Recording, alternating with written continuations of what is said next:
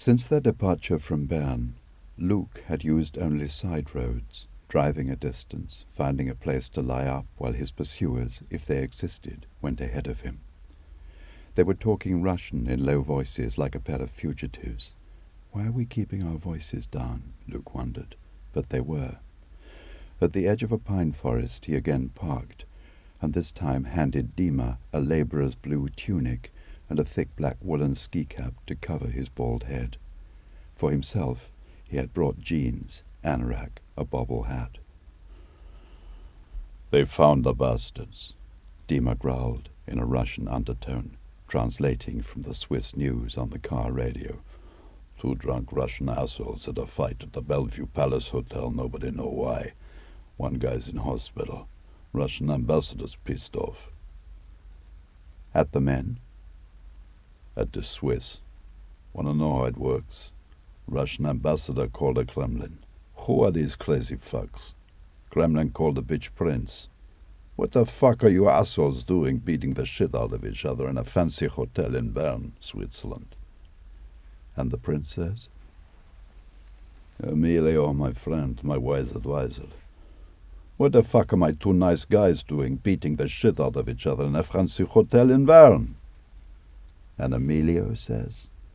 "Emilio say that shithead Dima, world #1 money launderer, has disappeared off the fucking planet." No great intriguer himself, Luke was doing his sums. First, the two so-called Arab policemen in Paris. Who sent them? Why? Then the two bodyguards at the Bellevue Palace Hotel. Why had they come to the hotel after the signing? Who sent them? Why? Who knew how much? When? Luke called Ollie. "All quiet, Harry?" "Dick, our two stragglers clocked in just a couple of minutes back, you'll be pleased to hear. 10ish, over the other side of the hill, about right for you. Nice and dark by then." 10 o'clock is fine. Grunt Station car park. A nice little red Suzuki. I'll be first right as you drive in, and as far from the trains as we can get then." Reaching the village of Zweiluchinen, Luke took the left fork that led by a winding river road to the edge of Grindelwald. The Grunt Station car park was packed with the abandoned cars of German tourists. Entering it, Luke saw to his relief the figure of Ollie in a quilted anorak and peaked cap with ear flaps, seated at the wheel of a stationary red Suzuki Jeep with its lights on.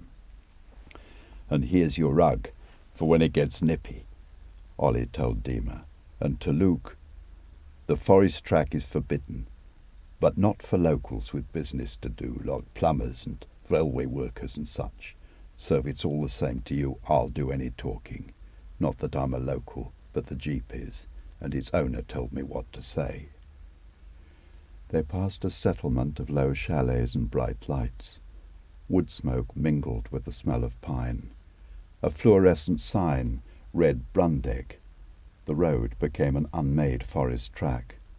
The air turned thinner and colder. Luke's breath came faster. An icy film of dew was forming on his cheeks and brow. They had passed the tree line and again broken free. Light cloud covered a starry sky. "You been to Ural Mountains, Dick?" Dima yelled at Luke in English, swinging round. Luke nodded vigorously and smiled yes.